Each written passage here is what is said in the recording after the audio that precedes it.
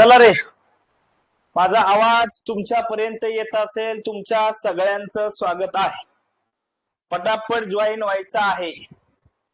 चलो चलो चलो, लोकसंख्या चॅप्टर आपल्याला बघायचा आहे.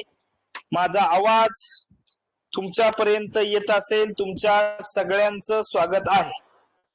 चलो चलो चलो.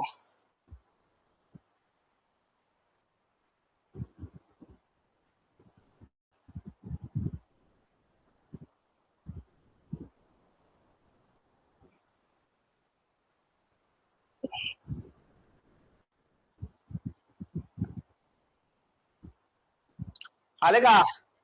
चला, आजचा महत्वाचा टॉपिक सुरू होते, लोकसंख्या. माझा आवाज तुमच्यापर्यंत येत असेल. तुमच्या सगळ्यांचं स्वागत आहे. लोकसंख्या चॅप्टर वरती आपल्याला चर्चा करायची आहे. चलो चलो चलो, फटाफट जॉईन व्हायचंय. माझा आवाज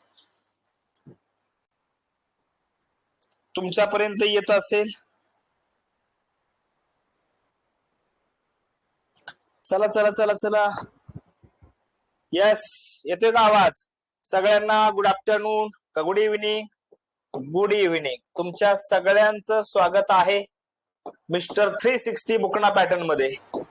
पटापटा पटापटा जॉईन व्हायचंय. आजचा चॅप्टर अतिशय महत्वाचा आहे. लोकसंख्यावरती आपल्याला बोलायचं आहे. त्याच्यामध्ये सगळ्यात पहिल्यांदा बेसिक महत्वाच्या गोष्टींवरती पण मी तुम्हाला सांगतो, कारण त्या सुद्धा आपल्यासाठी महत्वाच्या आहे. म्हणजे बघा, लोकसंख्यामध्ये जर बघितलं तर लोकसंख्या धोरण नावाचा एक पार्ट आहे, जो आपल्याला प्रामुख्याने कशामध्ये आहे? लोकसंख्या धोरण जर बघितली तर ती धोरण प्रामुख्याने जर बघितली तर मित्रांनो इकॉनॉमिक्स मध्ये आहे. लोकसंख्या धोरण कशामध्ये आहे? इकॉनॉमिक्स मध्ये आहे. पण महत्वाच्या गोष्टींवरती मी बोलेल, कारण का मी शिकवलेलं लक्षात राहील बऱ्यापैकी. त्याच्यामुळं इकॉनॉमिक्स मध्ये जरी झालं नसेल तुमचं कदाचित, पण इकडं मी घेईल, कारण लोकसंख्या धोरण महत्वाचे आहे. चला, मंगल मंगल त्रिबार मंगल, पावन दिन हा धन्य हो, भारत प्यारा स्वतंत्र झाला, जय बोला हो जय बोलो. माझा आवाज तुमच्यापर्यंत येत असेल. तुमच्या सगळ्यांचं स्वागत आहे. भारत की जनगणना, सेन्सस ऑफ इंडिया, हे आपल्याला बघायचं आहे. सेन्सस अतिशय महत्वाचा आहे. आता याच्यामध्ये आपल्यासाठी महत्वाच्या गोष्टी काय? सगळ्यात पहिल्यांदा बघा, लोकसंख्या धोरणांवरती आपल्याला बोलायचं आहे. आपल्याकडे 2 लोकसंख्या धोरण आहे, ज्याला आपण पॉप्युलेशन पॉलिसी म्हणतो. तर ही लोकसंख्या धोरण परीक्षेच्या दृष्टीने महत्वाची आहे. इकॉनॉमिक्स मध्ये याच्यावरती प्रश्न विचारला जातो. म्हणजे आपल्या इकडं जिओग्राफी मध्ये नाही येत प्रश्न, इकॉनॉमिक्स मध्ये मित्रांनो लोकसंख्या धोरणावरती प्रश्न विचारला जातो. त्याच्यामुळं ही लोकसंख्या धोरण महत्वाची आहे. पहिलं लोकसंख्या धोरण आहे, लोकसंख्या धोरण, ते म्हणजे 1976 ची पॉप्युलेशन पॉलिसी महत्वाची आहे. आणि दुसरं ज्याच्यावरती सर्वाधिक प्रश्न विचारल्यात ते म्हणजे राष्ट्रीय लोकसंख्या धोरण 2010 का 2000. म्हणजे ही लोकसंख्या धोरण आपल्यासाठी महत्वाची. 1976 ची पॉप्युलेशन पॉलिसी आणि मित्रांनो 2000 ची पॉप्युलेशन पॉलिसी ही धोरण परीक्षेच्या दृष्टीने महत्वाची. मग आपल्याला लोकसंख्येमध्ये काय करायचंय? तर लोकसंख्या चॅप्टर मध्ये जिओग्राफी मध्ये आपल्यासाठी कोणत्या कोणत्या गोष्टी महत्वाच्या आहे? तर लोकसंख्या धोरण ज्याच्यामध्ये बघितलं आपण, लोकसंख्येमध्ये जिओग्राफी मध्ये जर बघितलं तर जिओग्राफी मध्ये काय महत्वाचं आहे ते बघा. पहिला सगळ्यात महत्वाचा घटक आहे ते म्हणजे बेसिक तुम्हाला आयडिया असायला पाहिजे. काय? क्षेत्रफळानुसार पहिले 5 कोण आहे, मग त्याच्यामध्ये राज्य महत्वाचे आहे, जिल्हे महत्वाचे आहे, बरोबर. मग लहान जिल्हे कोणते, राज्य कोणते, याच्यावरती तुम्हाला प्रश्न विचारला जातो. क्षेत्रफळ ही बेसिक आयडिया माहित असायला पाहिजे. सेम त्याच्यामध्ये लोकसंख्येच्या बाबतीमध्ये पण माहिती असायला पाहिजे की लोकसंख्येनुसार कोणतं राज्य अव्वल स्थानी आहे, कोणता जिल्हा अव्वल स्थानी आहे. त्याच्यामुळे राज्य आणि जिल्हा हे भारताच्या महाराष्ट्राच्या दृष्टीने व्यवस्थित करायचं, हा बेसिक आहे. ठीक आहे. क्षेत्रफळानुसार राज्यांचा क्रम कसा आहे? मग 1 नंबरला कोण आहे? राजस्थान आहे. 2 नंबरला MP आहे. 3 नंबरला महाराष्ट्र आहे. तर हे तुमचं सगळं पाठ करून दे. कळलं? तर हे 2 बेसिक पहिले पॉइंट आहे. आता लोकसंख्येच्या दृष्टीने दुसरा महत्वाचा सगळ्यात इथून प्रश्न आहेत आपल्यासाठी जास्त करून दशवार्षिक वृद्धी दरावरती आपल्याला बऱ्याच वेळा प्रश्न आहे. मग आपल्याला दशवार्षिक वृद्धी दर चांगला शिकायचा आहे. त्याच्यानंतर आपल्यासाठी महत्वाचं आहे तिसरं म्हणजे घनता. या घनतेवरती बऱ्याच वेळा प्रश्न विचारलेला आहे. त्याच्यानंतर आपल्यासाठी मित्रांनो महत्वाचं आहे लिंग गुणोत्तर.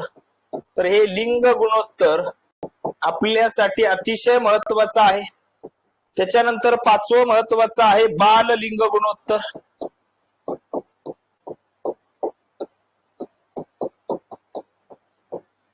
बाल लिंग गुणोत्तर. 6वं महत्वाचं आहे साक्षरता. साक्षरता. आणि 7वा पॉइंट जो आपल्यासाठी महत्वाचा आहे तो म्हणजे नागरिकीकरण. याच्यावर प्रश्न विचारतात. बाकी ST SC पॉप्युलेशन याच्यावर प्रश्न विचारतात. आणि याच्यामध्ये आणखी एक महत्वाचा पॉइंट आहे जो मेन्सला बऱ्यापैकी येतो. आपल्या कंबाईनला पूर्वपेक्षा मेन्सला जास्त फोकस आहे. स्थलांतर आहे. स्थलांतर.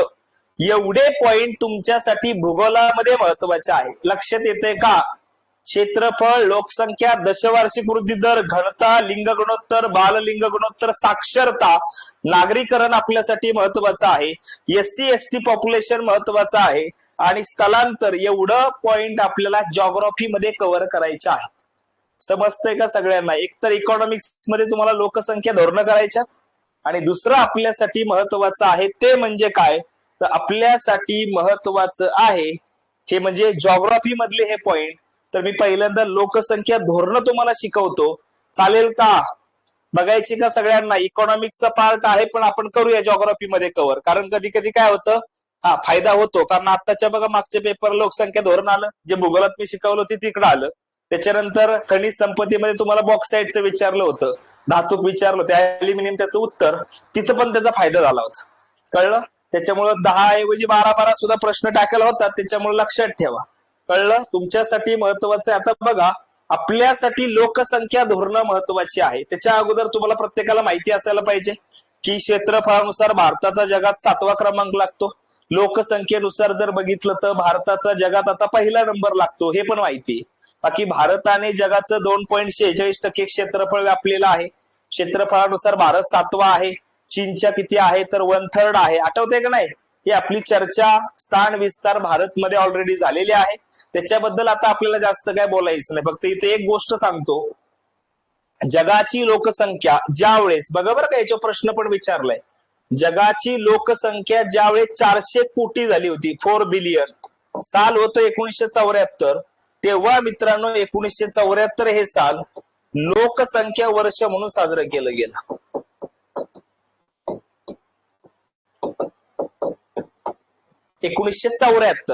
आणि ज्यावेळेस जगाची लोकसंख्या 500 कोटी झाली 1987 साली, तेव्हा तारीख होती 11 जुलै 1987. त्यावेळेस मित्रांनो 11 जुलै हा दिवस आता साजरा केला जातो जागतिक लोकसंख्या दिन.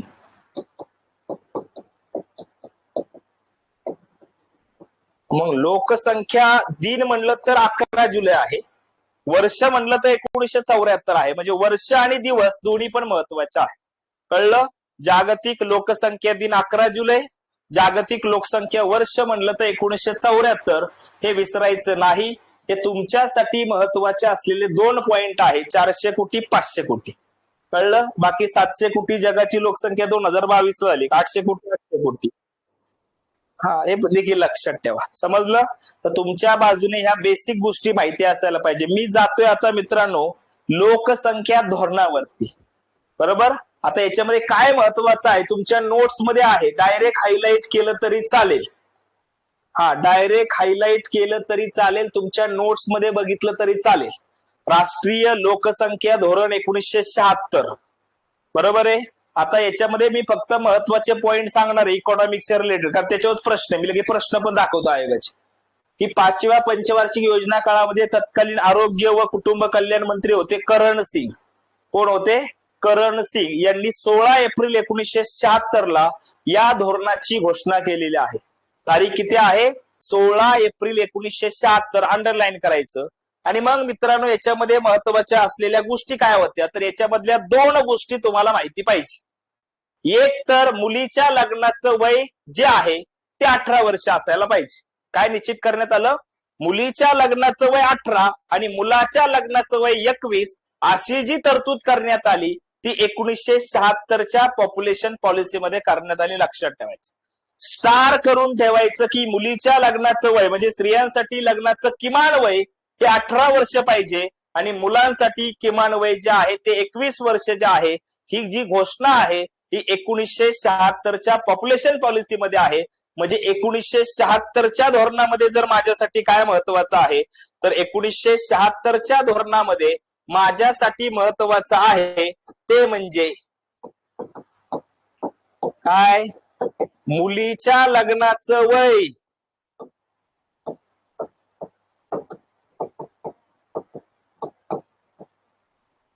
18 आणि मुलाचं लग्नाचं वय जे आहे आणि अजूनही तेच आहे बर का, 21.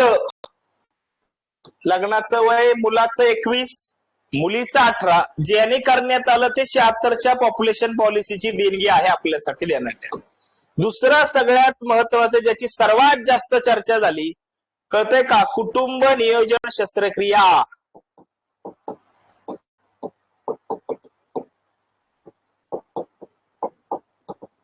नुसती शस्त्रक्रिया नाही तर या शस्त्रक्रियेला होती वित्तीय मदत. कळतंय का? नसबंदी ऐकले असेल तर मित्रांनो जो कुटुंब नियोजन शस्त्रक्रिया करेल त्याला इथं वित्तीय मदत देण्याचा एक ऐतिहासिक निर्णय झालेला होता. याच्यावरती सुद्धा महत्वाचं, ही सुद्धा महत्वाची गोष्ट याच्यामध्ये आहे. मग जर 2 अपत्यानंतर केलं तर 150 रुपयाची मदत होती. 2 नंतर केल्यानंतर 150, 3 नंतर केल्यानंतर होते 100 रुपये आणि 3 पेक्षा जास्त जर अपत्यानंतर केली तर 70 रुपये होते. म्हणजे कमीत कमी 70 आणि जास्तीत जास्त 150 रुपयांची आर्थिक मदत होती. 70 ते 150 रुपये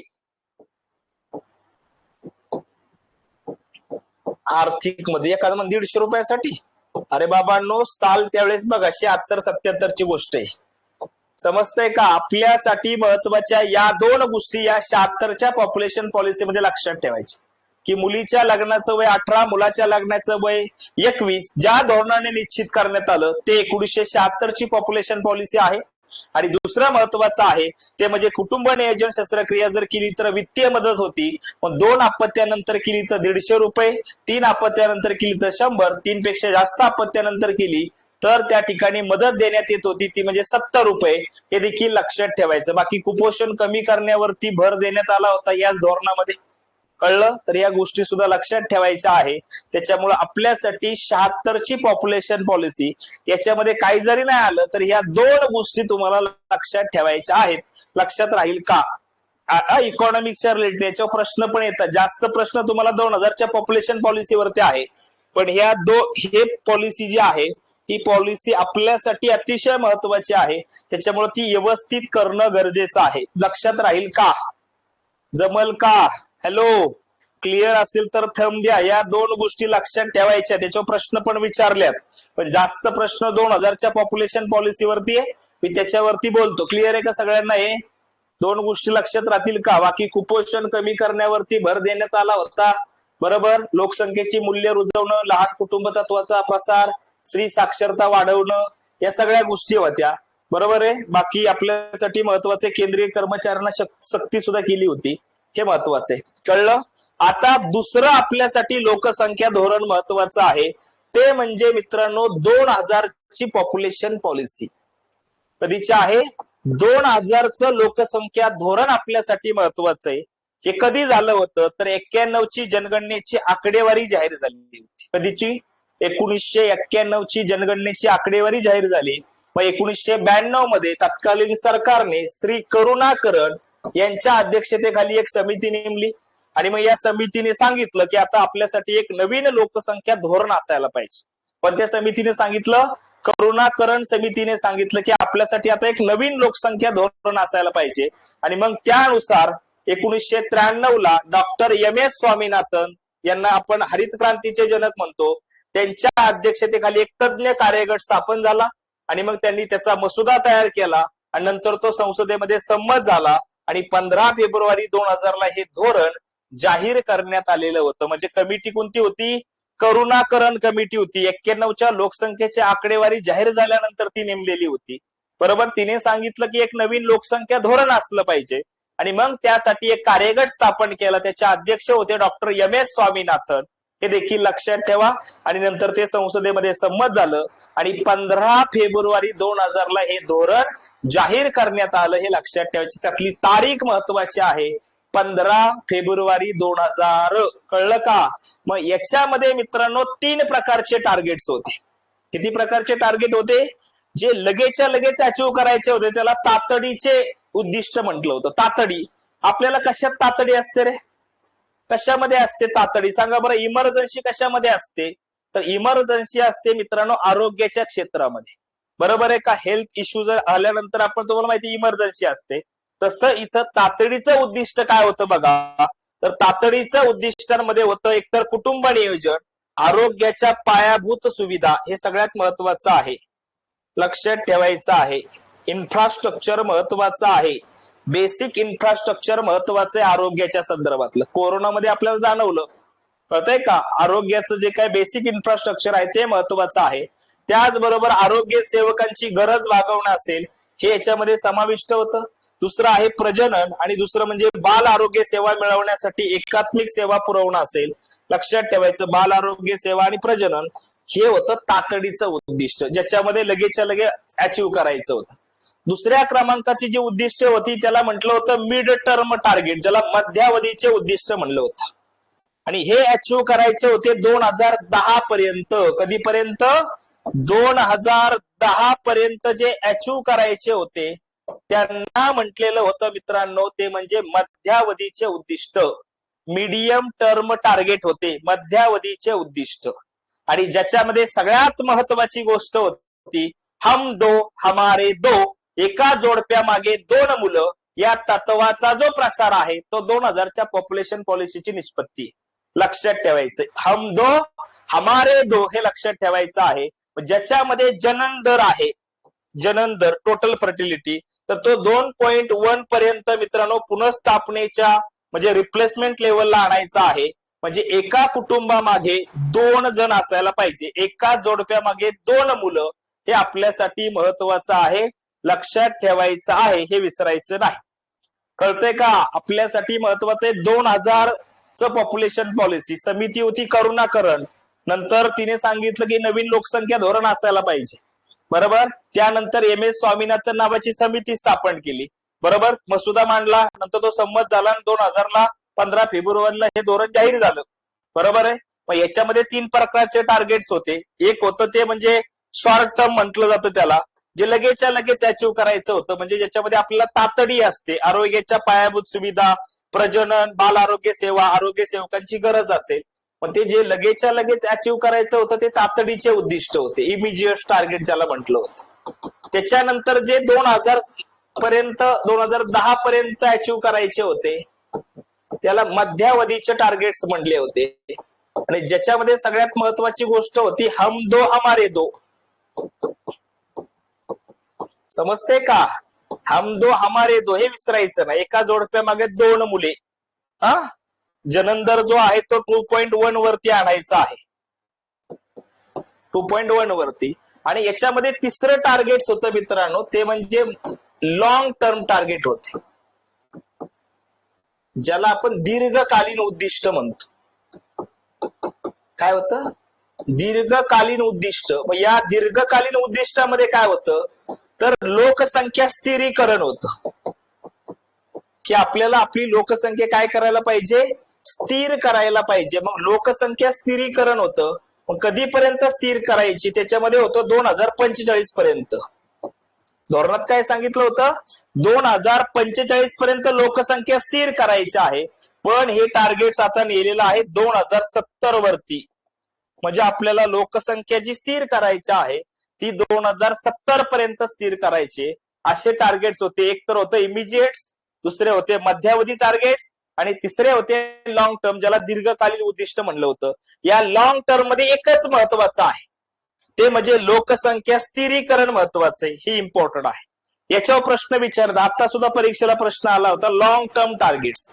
कळतंय? आता जे 2010 पर्यंत जे अचीव्ह करायचे होते त्याला मित्रांनो मध्यावधी म्हटलेलं आहे. याला दुसरं एक नाव आहे नॅशनल सोशिओ डेमोक्रॅटिक गोल. हे देखील महत्वाचं आहे. राष्ट्रीय सामाजिक जनसांख्यिकीय ध्येय असं त्याला म्हटलेलं होतं. काय म्हटलं होतं? राष्ट्रीय सामाजिक जनसांख्यिकीय ध्येय आपल्यासाठी महत्वाचे आहे. मग ही राष्ट्रीय सामाजिक जनसांख्यिकीय ध्येय जी होती, ज्याला 2010 असं नाव दिलं होतं, म्हणजे जे अचीव्ह 2010 पर्यंत करायचे, याच्यावरती सर्वाधिक एमपीएससी ने प्रश्न विचारलेत. सर्वाधिक प्रश्न कशा विचारल्यात? याच राष्ट्रीय सामाजिक ध्येयांवरती सर्वात जास्त प्रश्न विचारलेले आहे.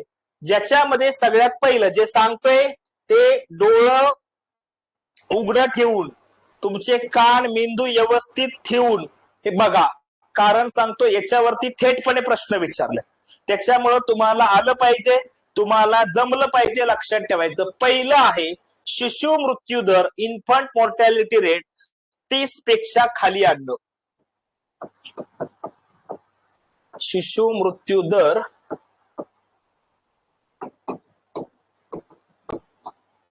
30 पेक्षा खाली आणणं.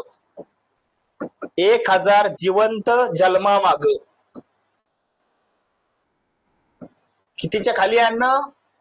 30. ह्या 30 आकड्यावरती एमपीएससी ने बऱ्याच वेळा प्रश्न विचारलाय. शिशु मृत्यू दर जर आपल्याला विचारलं तर कितीच्या खाली आणायचंय, तर हा 30 आकडा महत्वाचा आहे. 1000 जिवंत जन्मांमागे शिशु मृत्यू दर 30 पेक्षा खाली आणणं. 30च्या खाली आणायचे. 30 आकड्यावरती बऱ्याच वेळा प्रश्न. हे झाला पहिला जो लाडका आयोगाचा प्रश्न. बघितल्यावर तुम्हाला कळेल की हे का महत्वाचं आहे. दुसरा महत्वाचा आहे माता मृत्यू प्रमाण. ज्याला म्हटलं जातं MMR, हे जे आहे ते 100 पेक्षा खाली आणणं. 100च्या खाली आणणं आहे. लक्षात ठेवायचं. आता हे 1 लाख मातांमागे आहे. हे 1 लाख मातांमागे असते, 100च्या खाली आणायचं आहे. बरोबर आहे. माता मृत्यू दर जे आहे ते 100 पेक्षा खाली आणणं.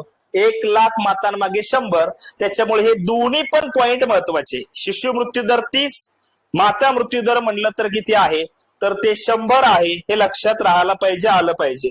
जमल का? जमल का? काही लक्षात तुमच्या बाजूने व्यवस्थित करायचं आहे. हे 2 पॉइंट तुम्हाला आलेच पाहिजे. शिशु मृत्यू दर, माता मृत्यू दर याच्यावरती प्रश्न विचारलाय. आकडा महत्वाचा आहे 30 आणि 100. हे आकडे विसरायचे नाही. त्याच्यानंतर आपल्यासाठी महत्वाचं आहे मुलीच्या लग्नाचं वय 18 होतं. म्हणजे मुलीचं लग्न याच्यावर पण प्रश्न विचारला बरं का.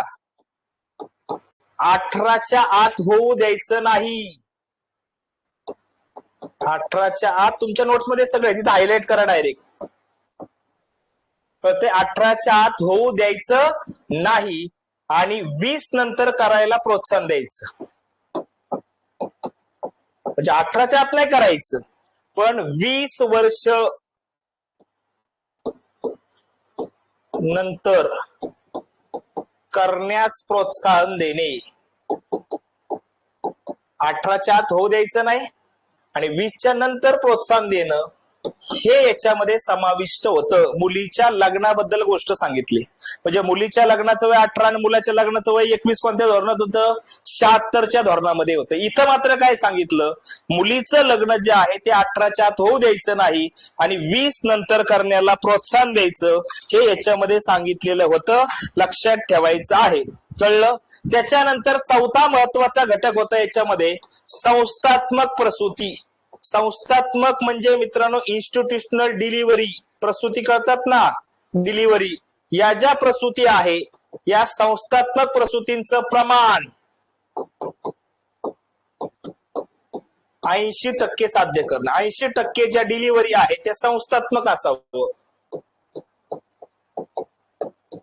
80%, कारण सगळ्यांना तर आपण दवाखान्यात नाही नेऊ शकत, सगळ्यांना इस्पितळामध्ये नाही नेऊ शकत, बरोबर आहे. मग 80% ज्या डिलिव्हरी आहे त्या 80%, तर प्रशिक्षित व्यक्तींमार्फत ज्या डिलिव्हरी आहे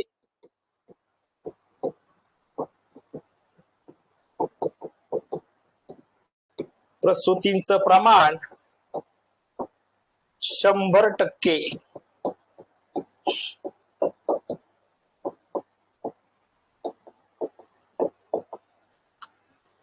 संस्थात्मक म्हणलं तर 80%. आणि ज्या प्रशिक्षित व्यक्ती आहे मग त्याच्यामध्ये सुईण असतात, दाई असतात, बरोबर आहे, प्राथमिक आरोग्य उपकेंद्रामधले कर्मचारी असतात, आशा वर्कर सुद्धा आहे. जे प्रशिक्षित व्यक्ती आहे यांच्या मार्फत जे प्रसूतीचं प्रमाण आहे ते किती साध्य करायचं आहे? 100%. प्रशिक्षित म्हणलं तर प्रसूतीचं प्रमाण 100% साध्य करणं, कळतंय का? आणि संस्थात्मक प्रसूती म्हणलं तर 80% असावं. हे महत्वाचे पहिले 4 पॉइंट लक्षातच ठेवायचे. काय? शिशु मृत्यू दर 30च्या खाली आणायचंय, माता मृत्यू प्रमाण जे आहे ते MMR तो 100च्या खाली आणायचंय. त्याच्यानंतर महत्वाचे मुलीचं लग्न 18च्या आत होऊ द्यायचं नाही, 20च्या नंतर करण्याला प्रोत्साहन द्यायचं आहे, बरोबर आहे. संस्थात्मक प्रसूतीचं प्रमाण 80%. तर जे प्रशिक्षित व्यक्ती आहे त्यांच्या मार्फत होणाऱ्या प्रसूतींचं जे प्रमाण आहे ते मात्र किती करायचं आहे? 100% करायचं आहे. हे याच्यामध्ये समाविष्ट होतं, हे लक्षात ठेवायचं आहे. समजतंय का? राष्ट्रीय सामाजिक जनसांख्यिकीय ध्येय 2010 मध्ये तुमच्यासाठी महत्वाच्या असणाऱ्या ह्या गोष्टी आहेत, त्याच्यामुळे या गोष्टी तुम्हाला आल्या पाहिजे, इम्पॉर्टंट आहे. बाकी 5वा महत्वाचा पॉइंट आहे नोंदीवरती, तो आहे जन्माची नोंद, मृत्यूची नोंद, विवाहाची नोंद, गरोदरपणा, स्त्रियांचं जे प्रमाण आहे गरोदरपणा यांची जी नोंद आहे ती नोंद 100% साध्य करणं.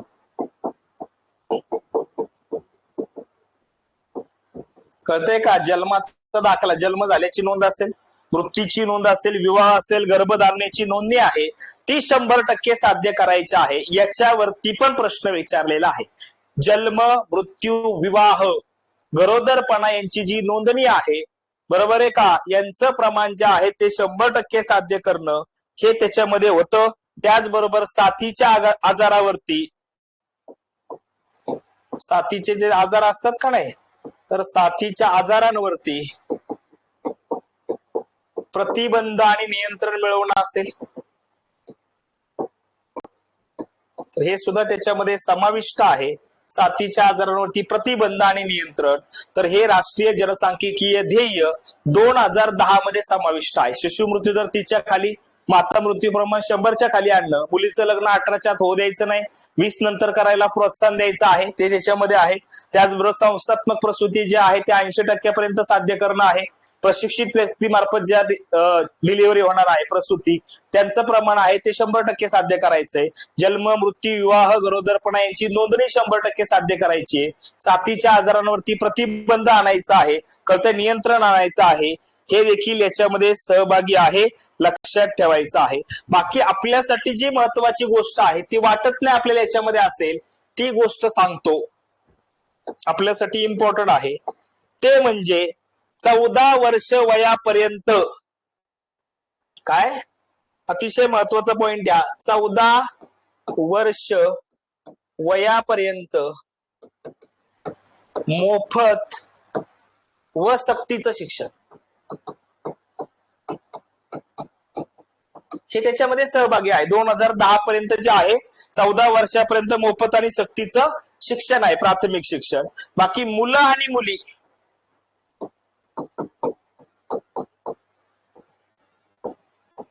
महत्वाचं बरं काय, यांचं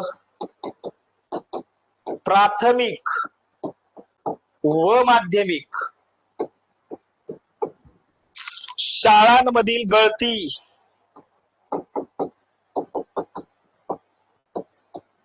बरोबर आहे ना, शाळांमधील जी गळती आहे याचं प्रमाण 20% च्या खाली आणणं.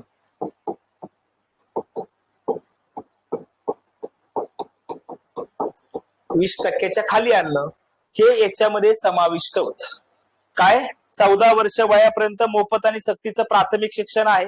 बाकी मुलं आणि मुली ज्या आहेत यांचं प्राथमिक आणि माध्यमिक शाळांमधलं गळतीचं प्रमाण जे आहे ती 20% खाली आणायची गळती हे सुद्धा याच्यामध्ये समाविष्ट होतं. म्हणजे आपल्यासाठी महत्वाच्या गोष्टी बघा कोणत्या कोणत्या होत्या. एकतर शिशु मृत्यू दर 30च्या खाली आणायचा, माता मृत्यू दर 100च्या खाली आणायचा. प्रश्न बघितला लगेच क्लिक होईल तुम्हाला. मुलीचं लग्न 18च्या आत होऊ द्यायचं नाही, 20 नंतर करण्याला प्रोत्साहन द्यायचं हे त्याच्यात समाविष्ट आहे. संस्थात्मक प्रसूतीचं प्रमाण 80% असलं पाहिजे. बरोबर आहे. प्रशिक्षित व्यक्तींमार्फत जे प्रसूतीचं प्रमाण आहे ते 100% साध्य करायचं आहे. जन्म, मृत्यू, विवाह, गरोदरपणा यांची नोंदणी 100% असली पाहिजे साध्य करायची. साथीच्या आजारांवरती प्रतिबंध आणि नियंत्रण मिळवायचं आहे. ज्याच्या लसी उपलब्ध आहेत त्याचं लसीकरण सुद्धा करायचं आहे. बरोबर आहे. आणि मोफत आणि प्राथमिक मोफत आणि सक्तीचं प्राथमिक शिक्षण आहे 14 वर्षापर्यंत. आणि मुलं आणि मुली यांचं जे काही प्राथमिक आणि माध्यमिक शाळांमधलं गळतीचं प्रमाण आहे ते 20%च्या खाली आणायचंय. एवढं याच्यामध्ये समाविष्ट होतं. बरोबर आहे का? आणि आपण सांगितलं की लॉंग टर्म मध्ये काय होतं, तर लॉंग टर्म मध्ये होतं 2045 पर्यंत लोकसंख्या स्थिरीकरण. आता जे वाढून कितीवर नेलेलं आहे, 70 वरती नेलेलं आहे. तर अशा पद्धतीचे आपल्याकडे काय होते, 3 प्रकारचे टार्गेट्स आहेत. ज्याच्यामध्ये शॉर्ट टर्म म्हणजे तातडीचं आहे, ज्याच्यामध्ये तातडी असते ती म्हणजे आरोग्य पायाभूत सुविधा, आरोग्य सेवकांची गरज, प्रजनन आणि बाल आरोग्य सेवा पुरवणं असेल हे आहे. मीडियम टर्म मध्ये आहे हम दो हमारे दो, जनन दर जो आहे तो 2.1 वरती आणायचा आहे. हम दो हमारे दो. आणि बाकीच्या मग महत्वाच्या गोष्टी ज्या 2010 पर्यंत अचीव्ह करायच्या त्याला राष्ट्रीय सामाजिक जनसांख्यिकीय ध्येय म्हटलेलं आहे. मग शिशु मृत्यू प्रमाण 30च्या खाली आणायचंय, माता मृत्यू प्रमाण 100च्या खाली आणायचं आहे. बरोबर आहे का नाही? संस्थात्मक प्रसूती 80% साध्य करायच्यात. त्याच्यानंतर प्रशिक्षित व्यक्तींमार्फत ज्या प्रसूती आहे त्याचं प्रमाण 100% साध्य करायचं आहे. मुलीचं जे लग्नाचं वय आहे ते 18च्या आत होऊ द्यायचं नाही आणि 20 नंतर करण्याला प्रोत्साहन द्यायचे ते त्याच्यामध्ये आहे. जन्म, मृत्यू, विवाह, गरोदरपणा यांची 100% नोंदणी त्याच्यामध्ये आहे का नाही? साथीच्या आजारावरती प्रतिबंध आणि नियंत्रण आहे. त्याच्यानंतर 14 वर्षापर्यंत मोफत आणि सक्तीचं प्राथमिक शिक्षण आहे. मुलं आणि मुली यांचं प्राथमिक आणि माध्यमिक शाळांमधलं जे गळतीचं प्रमाण आहे ते 20%च्या खाली आणायचे. हे सगळं 2010 पर्यंत अचीव्ह करायचं होतं, त्याला मध्यावधीचे टार्गेट्स म्हटले होते. आणि लॉंग टर्म जे होतं ज्याच्यामध्ये 2045 पर्यंत लोकसंख्या स्थिरीकरण होतं, जे आता वाढून 2070 केलंय. तर अशा पद्धतीचे जे टार्गेट्स आहेत ते 2000च्या पॉप्युलेशन पॉलिसीमध्ये होते. आणि मग त्याच्यावरती आपल्याला प्रश्न विचारल्यात, त्याचे प्रश्नाची उत्तरं तुम्हाला टॅकल व्हायला पाहिजे आणि उत्तरं तुम्हाला येतील हे पण सांगतो. पहिला प्रश्न सोडवायचा, सोडवा बरं. 44 नंबरचा तुमच्या प्रिलिमला आलेला प्रश्न सोडवा रे. तुम्हाला आला पाहिजे, तुम्हाला जमला पाहिजे, तुम्हाला यायला पाहिजे आणि तुम्हाला येऊ शकतो.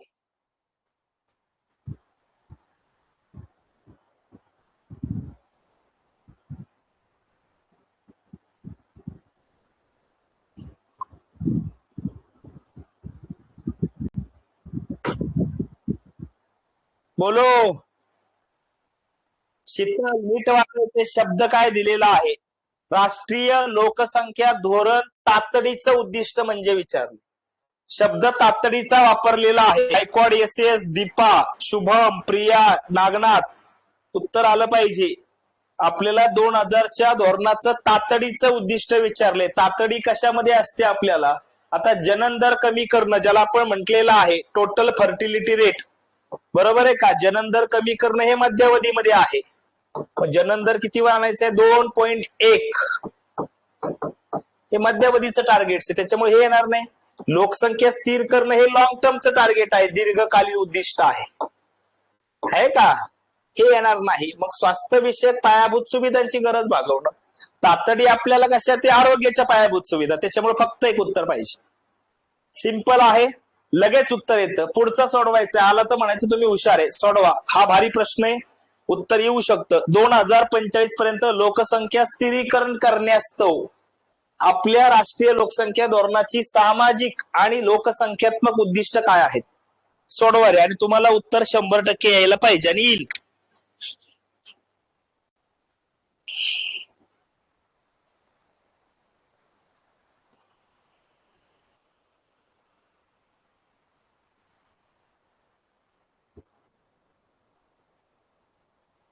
सोडवा. तुम्हाला आलं पाहिजे, तुम्हाला जमलं पाहिजे.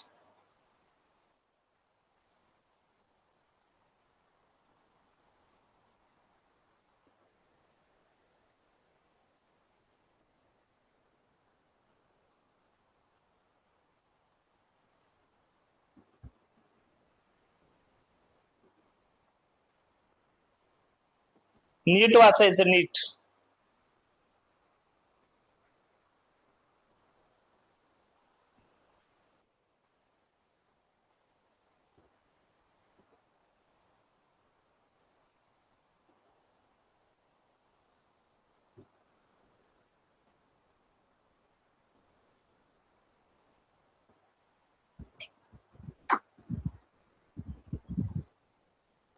पहिलं, मुलांचा मृत्यूदर 30% 1,000 जन्मामागे कमी आणणं, बरोबर आहे.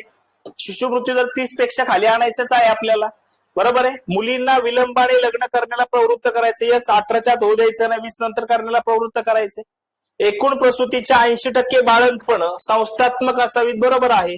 100% बाळंतपण ही प्रशिक्षित व्यक्तींकडूनच व्हावी, हे पण बरोबर आहे. पण असं नाहीये जन्मदर कमी करण्यास तो कायद्याने लग्नाचं वय वाढवणं. लग्नाचं वय वाढवण्याबद्दल चर्चाच नाही केलेली, तिथं 76च्या पॉप्युलेशन धोरणामध्ये होती. याच्यात काय सांगितलं, 18च्या आत होऊ द्यायचं आणि 20 नंतर करायचं.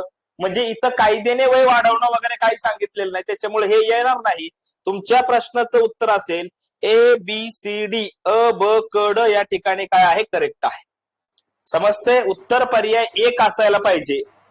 राष्ट्रीय लोकसंख्या धोरणाची सामाजिक लोकसंख्यात्मक उद्दिष्ट म्हणलं तर विसरता कामा नये आलं पाहिजे. सोडवा बरं, हा काय उत्तर येईल. 2000च्या पॉप्युलेशन पॉलिसीवरती प्रश्न, उत्तर आलं पाहिजे.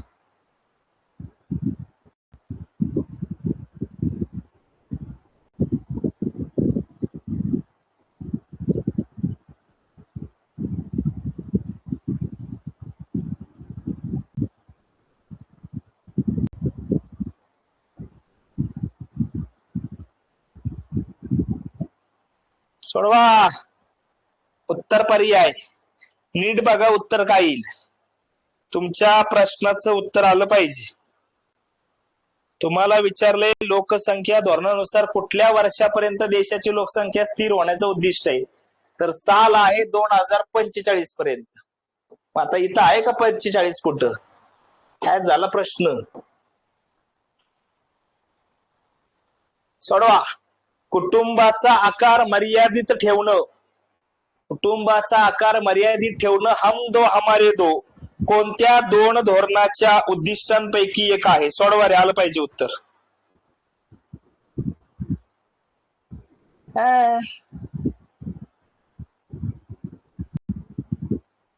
चला चला चला, हम दो हमारे दो कोणत्या याचा कार्यक्रम आहे हा. हम दो हमारे दो, कुटुंबाचा आकार मर्यादित ठेवायचा आहे, तर हम दो. दीपा नीट बघा, लोकसंख्या धोरण 2052 20 कलमी कार्यक्रम की आणखी कशात यायला पाहिजे, बोलायचं पटापटापटा सगळ्यांनी. आलं पाहिजे, तुम्हाला जमलं पाहिजे, आणि येतंय उत्तर, अवघड नाहीच उत्तर.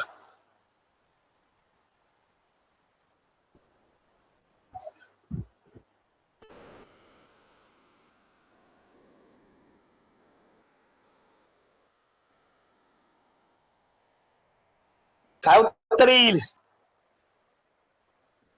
उत्तर पर्याय 3 रे. राष्ट्रीय लोकसंख्या धोरणामध्ये होतं का हम दो हमारे दो. आता 1000 वेळा सांगायचं का 2010 पर्यंत, मग कसं काय उत्तर निवडताय तुम्ही. कोणत्या धोरणाच्या उद्दिष्टांपैकी एक होतं, कशामध्ये होतं हम दो हमारे दो. 2000च्या धोरणात होतं ना, मध्यावधीचं टार्गेट सांगितले, जननदर 2.1 वरती आणायचं आहे, तेच त्याच्यामध्ये आहे. लक्षात ठेवायचं, आलं पाहिजे.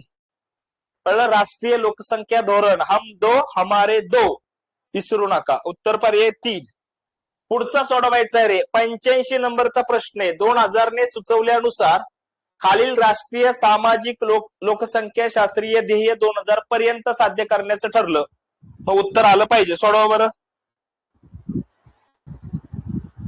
हा येईल, 100% येईल. तर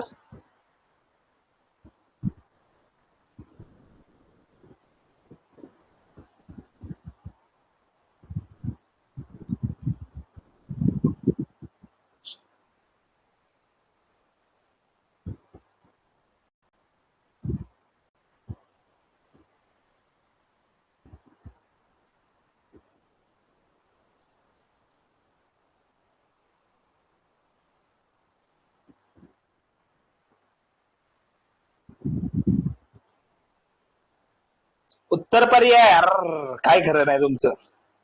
सरळ उत्तर यायला पाहिजे. निकिता काय उत्तर येईल? 1. नागनाथ म्हणतोय 4. नीट बघाय नागनाथ, उत्तर बघा नीट.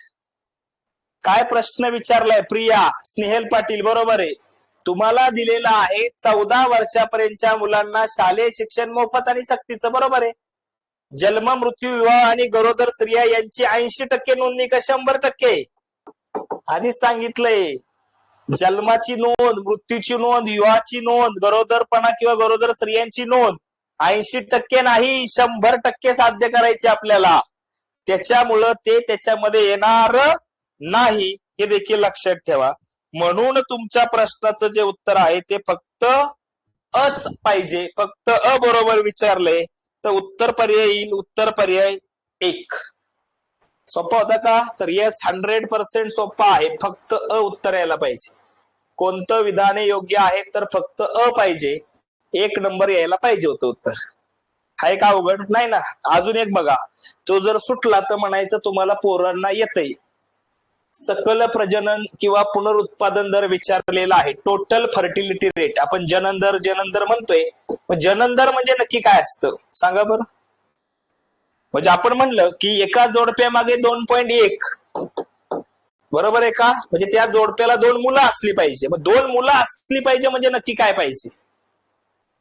जनन दर म्हणजे विचारलेला आहे. सकल प्रजनन किंवा पुनरुत्पादन दर म्हणजे टोटल फर्टिलिटी रेट, TFR, ज्यालाच आपण जनन दर म्हणतो. काय असतं जनन दर सांगा? लग्नापासून स्त्रीने जन्म दिलेली एकूण बालके, एका वर्षात जन्मलेली बालके वजा मृत बालके, जन्मदर वजा मृत्यू दर, का स्त्रीच्या संपूर्ण जनन काळामध्ये जिवंत प्रसूती झालेली नवजात अर्भके? सांगा. सोपं आहे. याचा प्रश्न येऊ शकतो परत.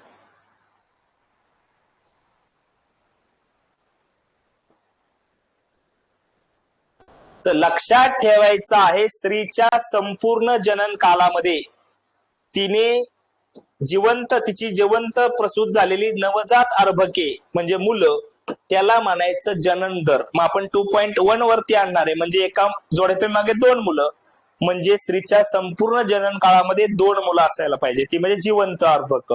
कळलं? त्याच्यामुळे तुमच्या प्रश्नाचं उत्तर 4 पाहिजे. समजलं? पेपरसाठी महत्वाचं असं लक्षात ठेवायचं आहे. सोडवा बरं 42. आता राष्ट्रीय लोकसंख्या धोरण 2000चं लक्ष्य कोणतं होतं? हे जर यायलाच पाहिजे तुम्हाला. आता सोडवा. येईल, अवघड नाही तुमच्यासाठी, सोपंच आहे.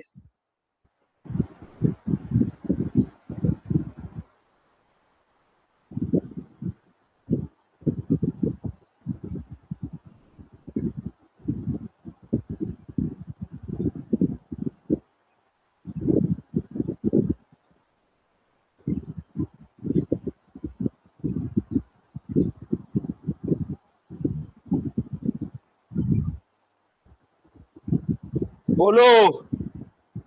उत्तर पर्याय नागनाथ म्हणतोय 2, गायकवाड SS म्हणतायत 2. बाकीचे बोला, नुसतं बघू नका. शुभम म्हणतायत 2, प्रिया म्हणतायत 2. उत्तर आलं पाहिजे. अवघड आहे का प्रश्न? तवा अवघड नाहीच ते.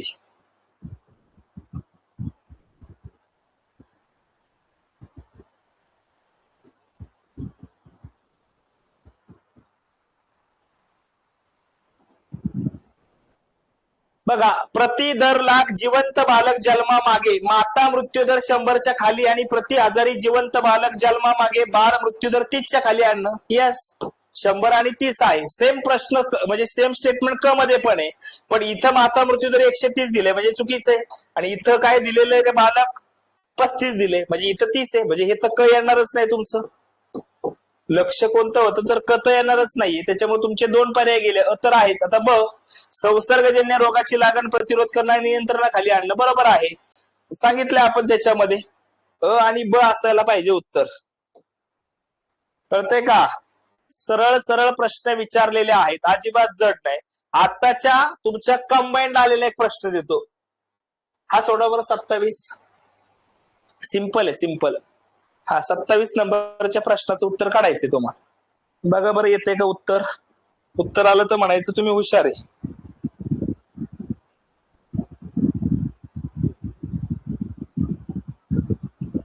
सोडवा.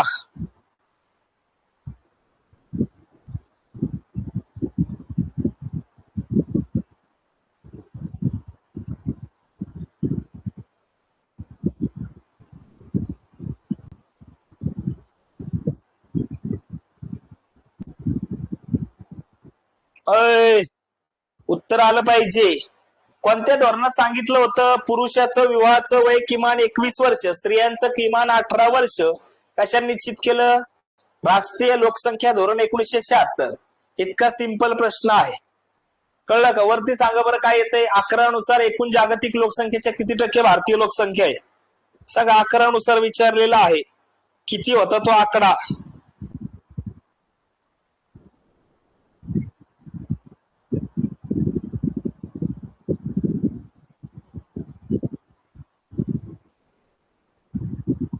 बोलो.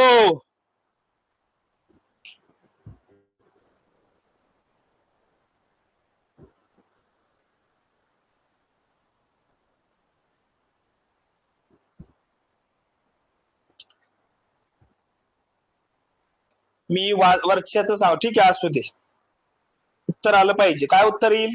17.5%. किती लोकसंख्या आहे? 17.5%. हा प्रश्न परत राज्य सेवेच्या पूर्व परीक्षेला आला होता, त्याच्यामुळे लक्षात ठेवा. हा सोडवा बरं आता. कोणतं विधाने राष्ट्रीय लोकसंख्या धोरण 2000च्या ध्येय साध्य करण्याच्या संदर्भात योग्य आहे? तुमचं उत्तर हातात आलं पाहिजे. एका शब्दात उत्तर येईल. सोडवा रे. सोप्पा असलेला प्रश्न, टॅकल व्हायला पाहिजे उत्तर.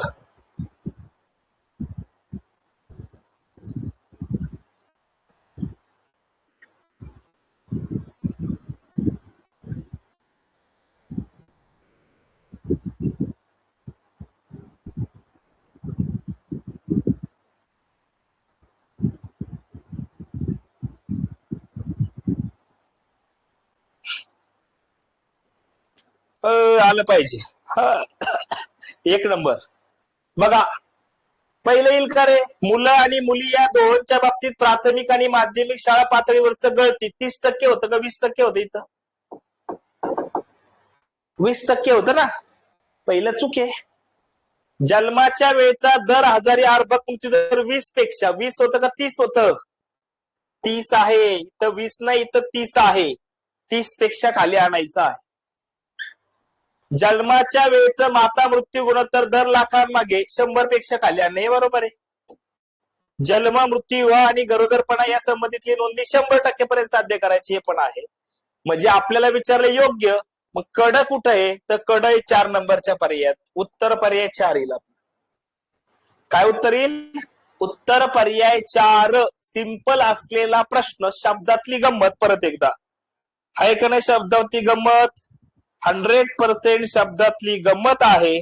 लक्षात ठेवायला पाहिजे, आलं पाहिजे. सोपं आहे का? मुले आणि मुली या दोहोंच्या बाबतीमध्ये प्राथमिक आणि माध्यमिक शाळा पातळीवरचं गळती 20%च्या खाली. 20% शिकलो ना आपण. इथं तुम्ही हे ब जर डिलीट केलं तर तुमचे 2 पर्याय असे जाणार आहे. कारण तुम्ही शिकलात की शिशु मृत्यू दर आहे 30च्या खाली आहे, बाकी 20च्या खाली आहे का नाही? सरळ उत्तर येईल. सोडवा. लय प्रश्न, लय मोकार प्रश्न येऊन गेलेत. राष्ट्रीय लोकसंख्या धोरण 2000चे तात्कालिक किंवा ताबडतोबीचं उद्दिष्ट हे होतं. सोडवा. तुमच्यासाठी महत्वाचं आहे, आलं पाहिजे, जमलं पाहिजे.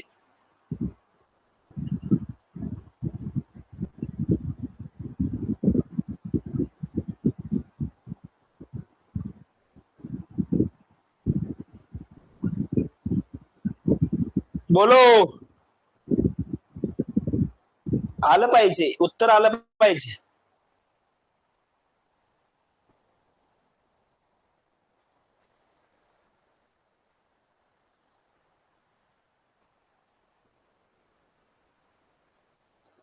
उत्तर पर्याय 2. आता मला सांगा, आरोग्याच्या पायाभूत सुविधा ताबडतोबीचं विचारले बरं का, हे बघा. मग मुलांचं सार्वत्रिक लसीकरण 2010 पर्यंत आहे, ते येईल का त्याच्यामध्ये? नाही येणार. बदली दराच्या पातळी इतका कमी करायचं, प्रजनन दर म्हणजे टोटल फर्टिलिटी रेट 2.1 वरती आणायचं आहे. म्हणजे हे मीडियम टर्म टार्गेट्स आहे, खालचे दोन्ही पण आहे का? मीडियम टर्म टार्गेट्स आहे, त्याच्यामुळं हे तर येणार नाही दोन्ही पण. मग कोणतं येईल? पहिलं येईल ना, पहिलं येईल. फक्त कुठे? उत्तर पर्याय 4. हम दो हमारे दो मधलं. आणि सार्वत्रिक लसीकरण तर तेच 2010 पर्यंत अचीव्ह करायचे. सोशिओ डेमोक्रेटिक गोल जे आहेत आपले त्याच्यामध्ये आहे. तुम्हाला डायरेक्ट उत्तर आली पाहिजे, जमली पाहिजे, यायला पाहिजे. जमल का? हॅलो, प्रत्येकाला येणं गरजेचं आहे. तुम्हाला आलं पाहिजे, तुम्हाला जमलं पाहिजे, हे लक्षात ठेवायचं आहे. आलं पाहिजे. जमल का?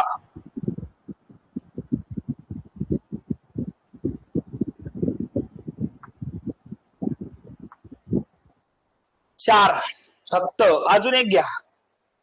हे आला तुमच्या प्रिलिमला. खालीलपैकी कोणतं राष्ट्रीय लोकसंख्या धोरण 2000चं उद्दिष्ट नाही? सांगा बरं, काय उद्दिष्ट नाही? प्रश्न बघितल्या उत्तर येईल डायरेक्ट हातात, ते पण.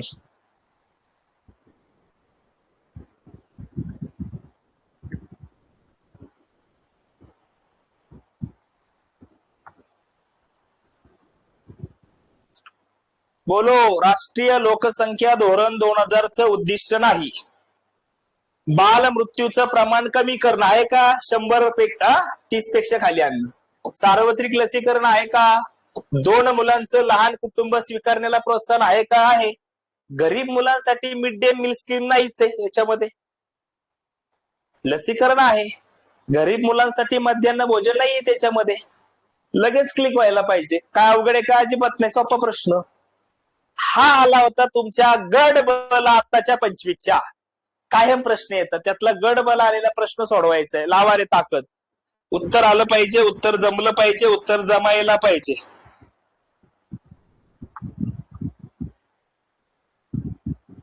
सोडवा.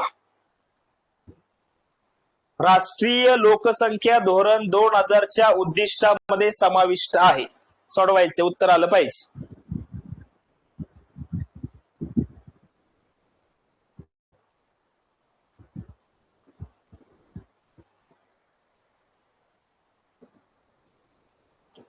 राष्ट्रीय लोकसंख्या धोरण 2000च्या उद्दिष्टात समाविष्ट आहे असं विचारलेलं आहे.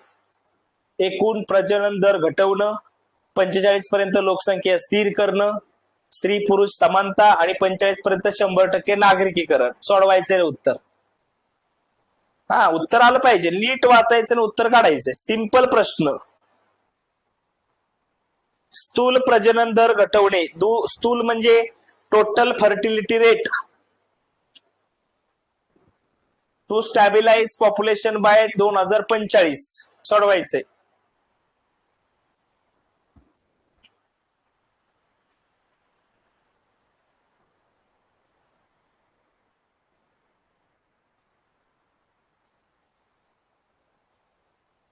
बोलो. तुम्हाला उत्तर आलं पाहिजे, तुम्हाला जमलं पाहिजे.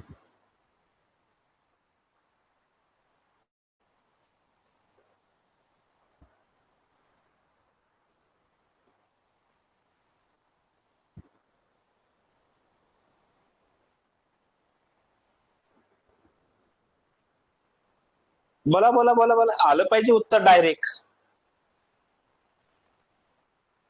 अरे काय दिले बघा ना. स्थूल प्रजनन दर घटवणं. आपल्याला 2.1 वरती जायचंय, म्हणजे घटवायचंयच ना. आहे का? टोटल फर्टिलिटी रेट 2.1 वरती आणायचं आहे. 2045 पर्यंत लोकसंख्या स्थिर करायची आहे याच्यामध्ये. लिंग समानता कुठे आहे आपल्याकडे? शिकला का? 2045 पर्यंत नागरिकीकरण. काय संबंध याचा? ड तरी आहे का त्याच्यामध्ये? ड संबंध आहे का नागरिकीकरणाचा? अजिबात नाही. आणि क तर येणार नाही. पुरुष समानता कुठे बोललो आपण त्याच्यावर? काय अ आणि ब असायला पाहिजे उत्तर. फक्त आणि ब समाविष्ट आहे म्हणलं तर. उत्तर पर्याय 1 फक्त अ आणि ब. राष्ट्रीय लोकसंख्या धोरण 2000 मध्ये काय समाविष्ट आहे उद्दिष्टांमध्ये म्हणलं तर लक्षात ठेवायचं मित्रांनो, विसरायचं नाही. ते म्हणजे अ आणि ब राष्ट्रीय लोकसंख्या धोरणामध्ये समाविष्ट आहे. एकूण स्थूल प्रजनन दर घटवणं आणि 45 पर्यंत लोकसंख्या स्थिरीकरण. कळलं का? सरळ हे क आणि ड तर तुम्हाला कळलं पाहिजे. नागरिकीकरणाबद्दल कुठे बोललो आपण? बोललो का नागरिकीकरणाबद्दल? अजिबात बोललेलं नाही. त्याच्यामुळे ते तर त्याच्यामध्ये येणारच नाही. समजलं पाहिजे, तुम्हाला आलं पाहिजे, यायला पाहिजे. कळलं? ड आपल्यासाठी महत्वाचं नाही, क पण आपल्यासाठी महत्वाचं नाही. त्याच्यामुळे 45 पर्यंत लोकसंख्या स्थिर करणं हे लय महत्वाचं आहे. कळलं? आणि स्थूल प्रजनन दर घटवणं हे आपल्यासाठी इम्पॉर्टंट आहे, विसरायचं नाही. क्लिअर? अ आणि ब उत्तर यायला पाहिजे. पुढं हे व्हायचंय अजून. आता आहे ना काही प्रश्न अजून बघा, म्हणजे जे आलेले आहेत मध्ये एक्झामला आलेत, गट क ला आलेत, मेन्सला आलेत, राज्य सेवेच्या पूर्व परीक्षेला ते पण बघा. लगेच देतो, 1 मिनिट. 2-4 प्रश्न सोडवायचे, ते सुटले तर म्हणायचं इट्स ओके.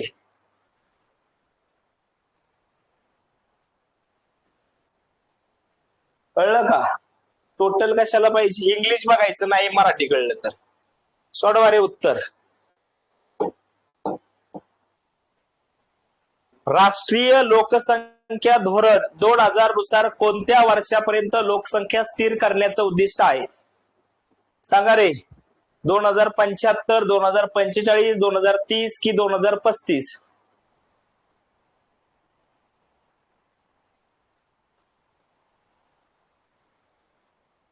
उत्तर पर्याय आहे 2045. राष्ट्रीय लोकसंख्या धोरण 2000 नुसार कोणत्या वर्षापर्यंत स्थिर करायचे? 2045. हा गटकच्या मेन्सला आलेला प्रश्न आहे. कळतंय का? सिंपल प्रश्न आला होता.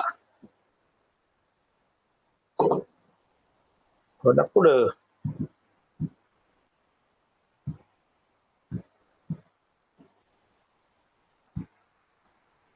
सोडवा. हा पण आला तुमच्या परीक्षेला. सर 2070 दिले, पण पर्याय नाही ना तसं. 2070 दिला असतं तर मग पर्याय आणला असता. 2070च नाही, धोरणामध्ये 45च होतं ना, आता ते 70 केले. सांगा.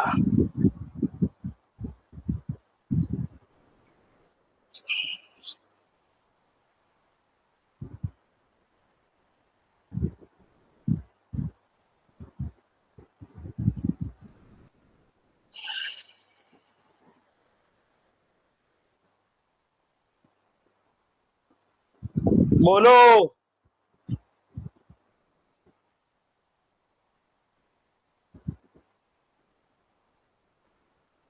तर आलं पाहिजे. राष्ट्रीय लोकसंख्या धोरण 2000च्या संदर्भात कोणती विधाने बरोबर आहेत?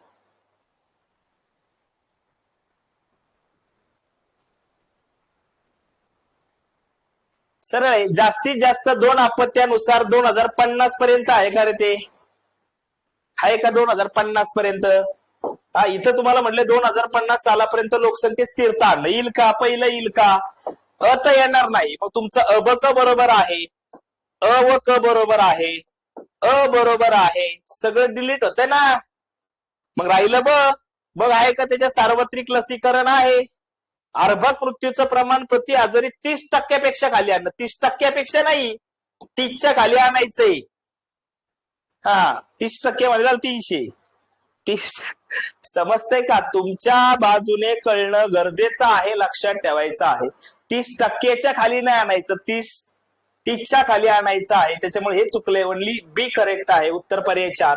तुमचं पहिलं जरी काढलं नव्हतं, पहिल्या ह्याच्या उत्तर येईल. एका ह्याच्यावरती उत्तर येईल, वेगळं बघायची गरज नाही. समजलं प्रत्येकाला? हा, इझिली म्हणजे नुसतं पहिलं बघितलं, उत्तर आलं, संपला विषय. काही राहणार नाही खाली, काहीच राहत नाही, डायरेक्ट उत्तर हातात येते. समजलं को? तुमच्या बाजूने क्लिअर करायचं, लक्षात ठेवायचं आहे. सार्वत्रिक लसीकरण महत्वाचे, फक्त ब बरोबर येईल. ओनली बी करेक्ट येईल. कळलं का? अजून एक घ्या. हा बघा. 2011च्या जनगणनेनुसार भारताची लोकसंख्या एकूण जागतिक लोकसंख्येच्या किती? राज्य सेवा पूर्वला आलता रे. सिंपल प्रश्न जो पेपरला आलेला होता. 2011च्या जनगणनेनुसार भारताची लोकसंख्या एकूण जागतिक लोकसंख्येच्या किती टक्के आहे? किती टक्के? 17.5% आहे. समजलं? तर असे बेसिक प्रश्न मित्रांनो आपल्याला विचारले, त्याच्यामुळे आपल्याला तुम्हाला हे प्रश्न जमणं गरजेचं आहे, लक्षात राहायला पाहिजे. जमल का? हॅलो, प्रत्येकाला जमायला पाहिजे, आलं पाहिजे, एवढं लक्षात ठेवायचं. कळलं? इथं तुमची राष्ट्रीय लोकसंख्या धोरणं कळाली का?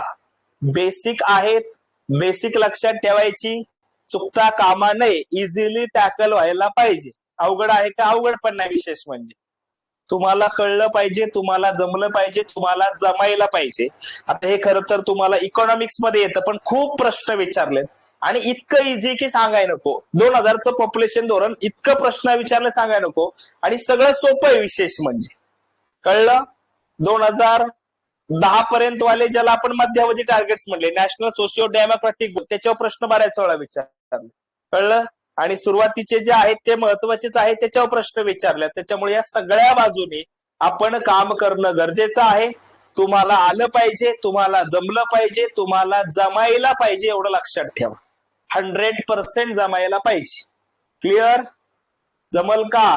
दोन्ही पॉप्युलेशन पॉलिसी आपल्यासाठी महत्वाचं आहे. 76 मध्ये दोनच गोष्टी महत्वाच्या आहेत. मुलीच्या लग्नाचं वय जे आहे ते 18, मुलाच्या लग्नाचं वय 21 वर्ष. त्याच्यावर प्रश्न विचारले, आलं पाहिजे, विसरायचं नाही. दुसरं महत्वाचं, कुटुंब नियोजन शस्त्रक्रिया केली तर वित्तीय मदत होती. मग त्याच्यामध्ये तुम्हाला माहिती की 2 अपत्यानंतर केली तर 150 रुपये, 3 नंतर केली तर 100, 3 पेक्षा जास्त नंतर केली तर त्या ठिकाणी किती रुपये देण्यात येत होते, तिथं जर बघितलं तर 70 रुपये होते. म्हणजे हे 2 गोष्टी तिथं महत्वाच्या आहे. 2000च्या पॉप्युलेशन पॉलिसीमध्ये समिती महत्वाची, करुणाकरण तिने सांगितलं की नवीन लोकसंख्या धोरण असलं पाहिजे. देन MS स्वामीनाथन यांच्या अध्यक्षतेखाली समिती आहे. मग स्वामीनाथन यांनी मसुदा पण पाठवला, तो संमत पण झाला. 15 फेब्रुवारी 2000ला धोरण जाहीर पण झालं. पण त्याच्यामध्ये 3 प्रकारचे टार्गेट्स होते, short term, medium term, long term. Short टर्मलाच म्हटलं होतं तातडीचे उद्दिष्ट, आपल्याला आरोग्याच्या मध्ये तातडी असते.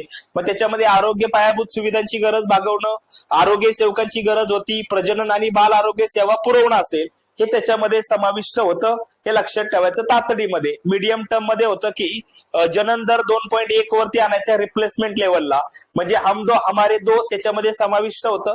आणि मग 2010 पर्यंत जे ज्या गोष्टी अचीव्ह करायच्या होत्या त्याला नॅशनल सोशिओ डेमोक्रॅटिक गोल असं देखील नाव देण्यात आलेलं होतं. ज्याच्यामध्ये मग शिशु मृत्यू दर आणायचा होता कितीच्या खाली, 30च्या खाली, 1000 जिवंत बालकांच्या जन्मामागं, बरोबर आहे. त्याच्यानंतर माता मृत्यू प्रमाण होतं मित्रांनो, ते 1 लाख मातांमागं 100च्या खाली आणायचं होतं, बरोबर. हे 2 महत्वाचे. त्याच्यानंतर मुलीचं लग्न 18च्या आत होऊ द्यायचं नाही, 20 नंतर करण्याला प्रोत्साहन द्यायचं, ते त्याच्यामध्ये समाविष्ट होतं, बरोबर आहे. ते तुमच्यासाठी महत्वाचं आहे. देन त्याच्यामध्ये आपल्यासाठी महत्वाचं काय होतं, चौथं, संस्थात्मक प्रसूती आपल्यासाठी महत्वाची आहे. मग संस्थात्मक प्रसूती जी आहे, इन्स्टिट्यूशनल डिलिव्हरी, बाळंतपण, ही 80% कशी असली पाहिजे, संस्थात्मक, ती साध्य करायची संस्थात्मक डिलिव्हरी. आणि प्रशिक्षित व्यक्तींमार्फत म्हणलं तर ती 100% साध्य करायची बाळंतपण, तर ते त्याच्यामध्ये समाविष्ट होतं. जन्म असेल, मृत्यू असेल, विवाह नोंदणी असेल, गरोदर स्त्रियांची नोंदणी असेल, ती 100% साध्य करायची आहे. कळतंय का? साथीच्या आजारांवरती प्रतिबंध आणि नियंत्रण आणायचं आहे, ते त्याच्यामध्ये समाविष्ट आहे का नाही? समाविष्ट आहे. मोफत 14 वर्षापर्यंत मोफत आणि सक्तीचं प्राथमिक शिक्षण आहे. बाकी मुलं आणि मुली यांचं प्रमाण जे आहे प्राथमिक आणि माध्यमिक शाळातली जी गळती आहे ती 20%च्या खाली आणायची. तर या सगळ्या गोष्टी याच्यामध्ये समाविष्ट आहे आणि याच्यावरतीच आपण चर्चा केली. एवढं जर किमान तुम्ही केलं तर नक्की तुम्हाला मार्क येतील, एवढं लक्षात ठेवायचं. कळालं का सगळ्यांना? लोकसंख्या धोरणं परीक्षेच्या दृष्टीने दोन्ही धोरणं इम्पॉर्टंट आहे. इकॉनॉमिक्स मध्ये तुम्हाला विचारलं जातं. कळलं का? तुमच्या बाजूने क्लिअर करायचंय बाबांनो. आलं पाहिजे, जमलं पाहिजे, यायला पाहिजे आणि हे येऊ पण शकतं, एवढं लक्षात ठेवायचं. प्रश्न कंटिन्युअसली येत आहेत, हे देखील गोष्टी लक्षात ठेवा. येस, कंटिन्युअस येत आहेत प्रश्न. त्याच्यामुळे जर प्रश्न कंटिन्युअस येत आहेत तर तुम्हाला गोष्टी माहिती असणं गरजेचं आहे. इकॉनॉमिक्स मध्ये सुद्धा तुम्हाला या गोष्टींवरती प्रश्न देखील विचारलेले आहेत, बरोबर आहे. तर ते आपल्या बाजूने क्लिअर करायचं. मग जन्मदर म्हणजे काय, मृत्यूदर म्हणजे काय, जीवित प्रमाण दर म्हणजे काय, याच्यावर पण प्रश्न विचारले इकॉनॉमिक्स मध्ये. बघा, जन्मदर, एका वर्षात प्रति 1000 लोकसंख्येमागे जन्माला आलेल्या बालकांची संख्या, यालाच म्हणायचं जनन दर, जन्मदर. जन्मदर महत्वाचा आहे. एका वर्षात प्रति 1000 लोकसंख्येमागे जन्माला आलेल्या बालकांची संख्या, त्याला म्हटलं जातं जन्मदर. आणि मृत्यूदर म्हणलं तर एका वर्षात प्रति 1000 लोकसंख्येमागे मृत्यू पावलेल्या व्यक्तींची संख्या, त्याला मर्त्य दर म्हणतात, मृत्यूदर. जन्मदर, मृत्यूदर, त्याच्यावर पण प्रश्न विचारले.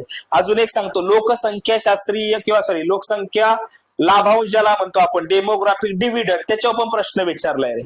लोकसंख्या लाभांश हे भारतातील स्पर्धात्मक फायद्यासाठी आहे. लोकसंख्या लाभांश तेव्हा जेव्हा उत्पादक लोकसंख्येचं प्रमाण एकूण लोकसंख्येत जास्त असतं, ज्याला आपण कार्यकारी लोकसंख्या म्हणतो, ज्याच्यामध्ये 15 ते 59 मधला गट येतो. आणि अर्थव्यवस्थेच्या वृद्धीसाठी जास्तीत जास्त लोकांना उत्पादनक्षम बनवणं हे निर्देशित करतं, त्याला म्हणतात डेमोग्राफिक डिव्हिडंड. कळलं? तर ते सुद्धा महत्वाचं आहे. हे तुम्हाला आपल्यासाठी महत्व, इकॉनॉमिक्स मध्ये वगैरे अशा प्रकारच्या टर्म येतात. एक अजून एक टर्म आहे ती एक टाकतो, कारण त्याच्यावर पण एकदा तुमच्या प्रिलिमला जिओग्राफिक प्रश्न आला होता, ते पण बघा. एकच मिनिट द्या मला, पाठवतो मी. हा, हे माझ्याजवळ स्क्रीनशॉट आहे. तो बघितला की म्हणजे क्लिक होईल, तुम्हाला लगेच लक्षात राहील तुमचं कायमचं.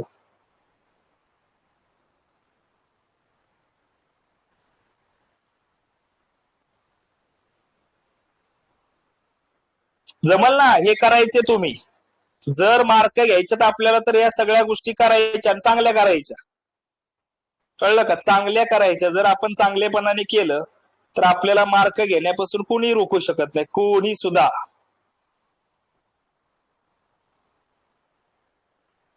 एक मिनिट, कुठे गेलं ते?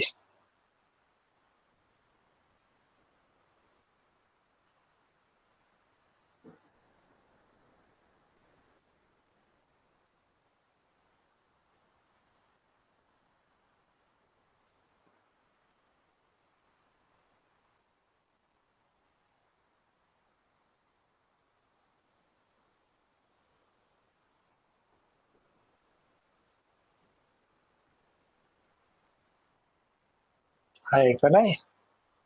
महत्वाचं आहे, बाकी नाही काय. नाही तर नेक्स्ट लेक्चरला दाखवायला सापडलं तर बघतो, एक मिनिट.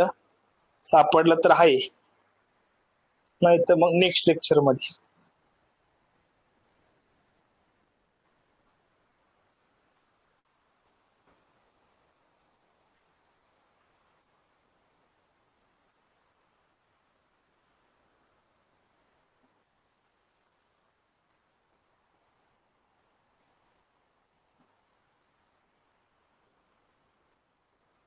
हिस्ट्रीची पण बॅच घ्या, हो का?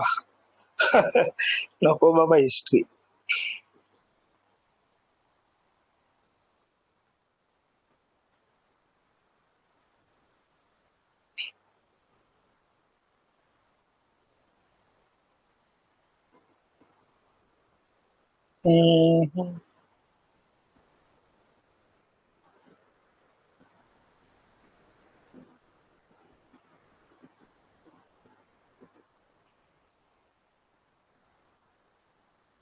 एकच मिनिट बघा.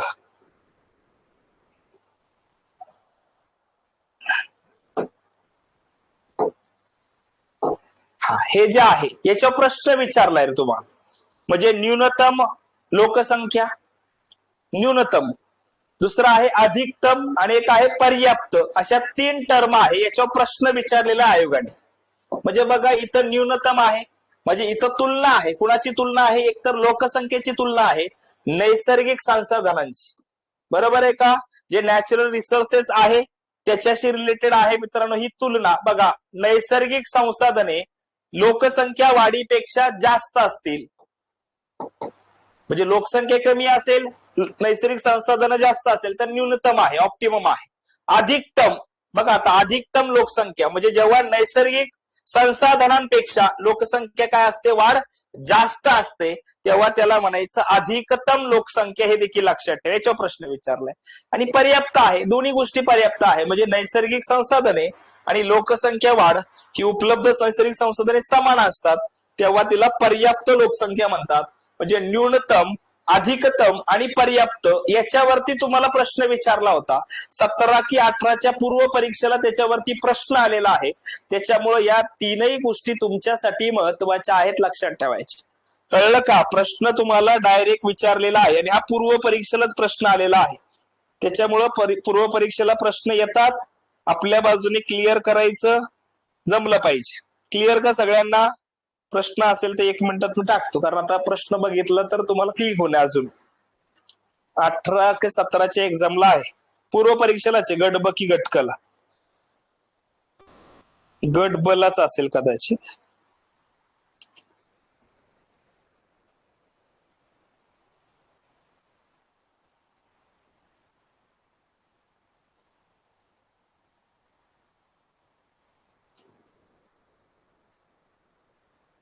हा, मग प्रश्न बघितल्यावर अजून क्लिक होतं, बाकी काय. ग्रुप बी ला का ग्रुप सी ला आहे? ग्रुप बी लाच असेल. 1 मिनिट बघतो पटकन. नाही, मला आठवतात प्रश्न कधी कधी, आणि येऊन गेलेत म्हणजे परत परत कधी आलं तर लक्षात येईल तुमच्या.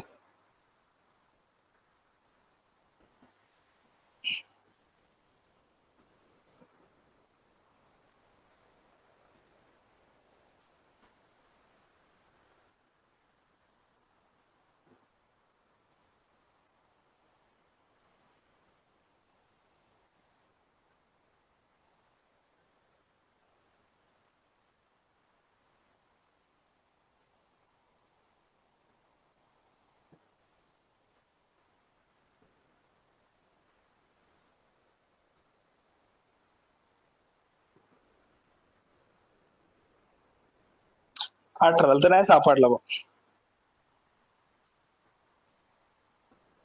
येतंय असलं पण.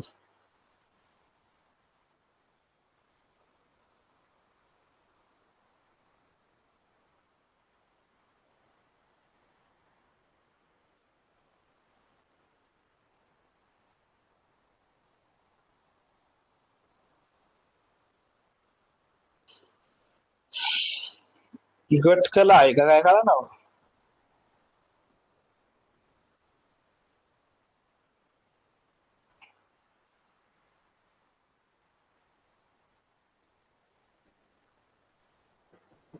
कळलं. तर एवढं क्लिअर आहे का सगळ्यांना? इथपर्यंत काय अडचण आहे का? राहील का ध्यानात इथपर्यंत? काय अडचण आहे का रे? तुमच्या बाजूने प्रत्येकाला इथपर्यंत क्लिअर आहे का? 100% क्लिअर असायला पाहिजे. काय अडचण आहे का?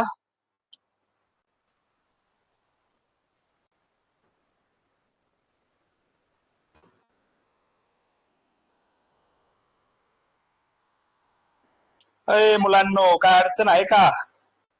अजिबात काय अडचण नसायला पाहिजे. क्लिअर आहे का इथपर्यंत? सापडला सापडला. हा प्रश्न सोडव. गडबला विचारला होतो मला.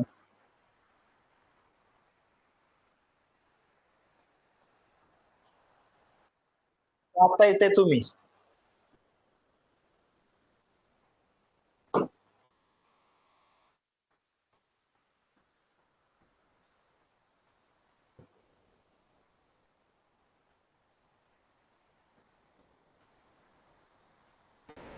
सोडवा. हा बाय का माझा सोडवा. नीट वाचायचा. 1.5 एकरातला प्रश्न आहे. प्रश्न मोठे मोठे आहेत पण येतात प्रश्न तुम्हाला.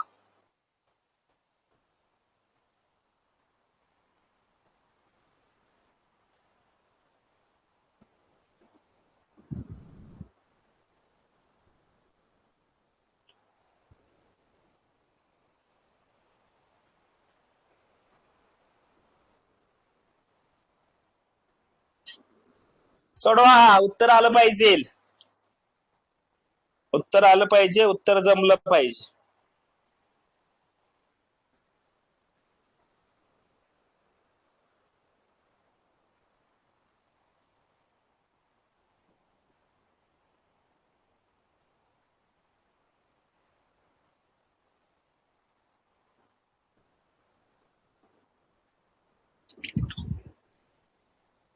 Both are false. बरोबर आहे. एखाद्या प्रदेशामध्ये उपलब्ध नैसर्गिक संसाधन दिलेली आहे. उपलब्ध नैसर्गिक संसाधन सामग्रीचं प्रमाण जर भरपूर असेल आणि लोकसंख्येचं प्रमाण जर कमी असेल तर अशा लोकसंख्येला अतिरिक्त कसं म्हणायचं? ही न्यूनतम झाली, कमी झाली. नैसर्गिक संसाधनं जास्त झाली, लोकसंख्या कमी झाली. ती म्हणजे न्यूनतम लोकसंख्या झाली. कळतंय का? Minimum population. एखाद्या प्रदेशामध्ये उपलब्ध नैसर्गिक साधन संपत्तीचं प्रमाण कमी असेल आणि लोकसंख्येचं प्रमाण जर जास्त असेल तर त्याला न्यूनतम नाही, त्याला अधिकतम म्हणायचं, अतिरिक्त म्हणायचं. उलट करून दिले. त्याच्यामुळे दोन्ही विधानं जी आहेत ती असत्य आहेत. उत्तर पर्याय 2. दोन्ही विधानं चूक आहे हे लक्षात राहायला पाहिजे. कळल का? सगळ्यांच्या लक्षात राहील का? हा पॉइंट प्रत्येकाला क्लिअर का? लोकसंख्येच्या बाजूने ह्या बेसिक गोष्टी आहेत. बरोबर आहे. आता तुम्ही उद्या येताना काय करायचं ते सांगतो. उद्या येताना तुम्हाला मी आता लगेच एक पीडीएफ पाठवतो. लोकसंख्या 2011 त्याच्यामध्ये असेल. त्याच्यामध्ये घनता, लिंग गुणोत्तर जे दिलेलं आहे ते 35-36 जिल्ह्याचं लिहून काढायचं. 35 जिल्ह्याचं लिहून काढायचं. 1 ते 1 क्रमाने लिहायचं. म्हणजे जर आकडा कमी असेल घनतेचा, तुम्ही कमी पासून सुरुवात केली, मग 74 गडचिरोली, तर शेवटला तुमचा आला पाहिजे कोण? घनतेचा आकडा सगळ्यात जास्त ज्याचा आहे तो शेवटला आला पाहिजे. मग कोणता जिल्हा आहे घनतेचा जास्त? मुंबई उपनगर. शेवटला तो आला पाहिजे. असं 1 ते 35 जिल्ह्यांचं लिहायचं. घनतेचं, लिंग गुणोत्तराचं लिहून घ्यायचं. कळतंय? मॅप मध्ये त्याच्या चित्रात ते बघून लिहायचं. 1 ते 35 दोघांचं पण लिहून काढायचं. जमल का? प्रत्येकाला जमल का? तेवढं काम करायचं आज घरी गेल्यावर. हा, घरीच असताल तुम्ही, पण जिथं असेल तिथं ही काम करा.